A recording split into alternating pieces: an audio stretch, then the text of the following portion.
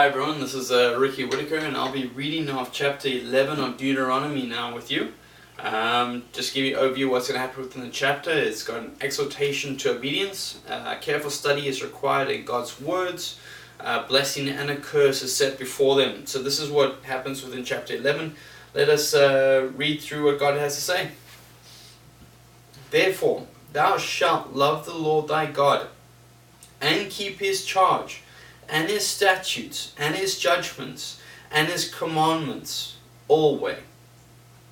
And know ye this day, for I speak not with your children which have not known, and which have seen the chastisement of the Lord your God, his greatness, his mighty hand, and his stretched out arm, and his miracles and his acts which he did in the midst of Egypt, unto Pharaoh the king of Egypt, and unto all his land, and what he did unto the army of Egypt, unto their horses, and to their chariots, how he made the waters of the Red Sea to overflow them as they pursued after you, and how the Lord hath destroyed them unto this day, and what he did unto you in the wilderness until ye came in this place, and what he did unto Dathan and Abiram, the sons of Eliab, the son of Reuben, how the earth opened her mouth and swallowed them up, and their households and their tents, and all the substance that was in their possessions in the midst of all Israel.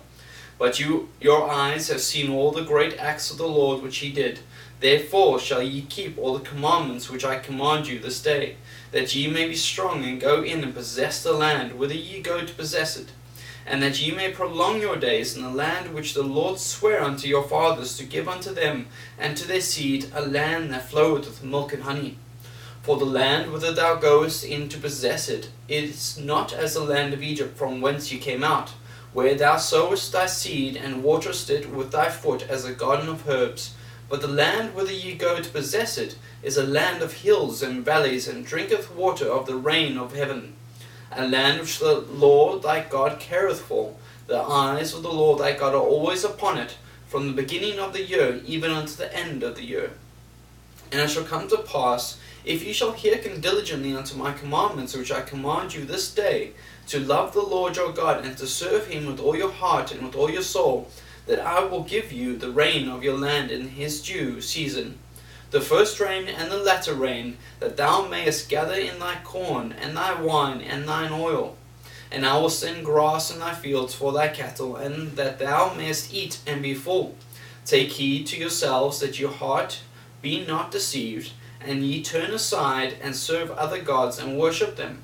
And then the Lord's wrath be kindled against you, and he shut up the heaven that there be no rain, and that the land yield not her fruit, and lest ye perish quickly from off the good land which the Lord giveth you. Therefore shall ye lay up these my words in your heart and in your soul, and bind them for a sign upon your hand, that they may be a frontlets between your eyes. And ye shall teach them your children, speaking of them when thou sittest in thine house, and when thou walkest by the way, when thou liest down, and when thou risest up. And thou shalt write them upon the doorposts of thine house and upon thy gates, that your days may be multiplied, and the days of your children in the land which the Lord sware unto your fathers to give them, as the days of heaven upon the earth. For if ye shall diligently keep all these commandments which I command you to do them, to love the Lord your God, to walk in all his ways, and to cleave unto him, then will the Lord drive out all the nations before you, and ye shall possess greater nations and mightier than yourselves. Every place whereon the soles of your feet shall tread shall be yours. From the wilderness and Lebanon, from the river Euphrates, even unto the uttermost sea shall your coast be. There shall no man be able to stand before you, for the Lord your God shall lay the fear of you and the dread of you upon all the land that ye shall tread upon, as he hath said unto you. Behold, I set before you this day a blessing and a curse. A blessing if ye obey the commandments of the Lord your God, which I commanded you this day.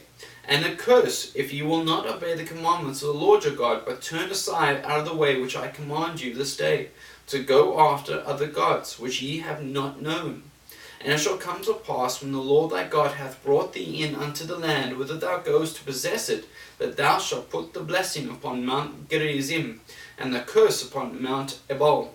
Are they not another side Jordan, by the way where the sun goeth down, in the land of the Canaanites which dwell in the champaign over against Gilgal, beside the plains of Moreh. For ye shall pass over Jordan to go in to possess the land which the Lord your God giveth you, and ye shall possess it, and dwell therein. And ye shall observe to do all the statutes and judgments which I set before you this day. That was Deuteronomy 11.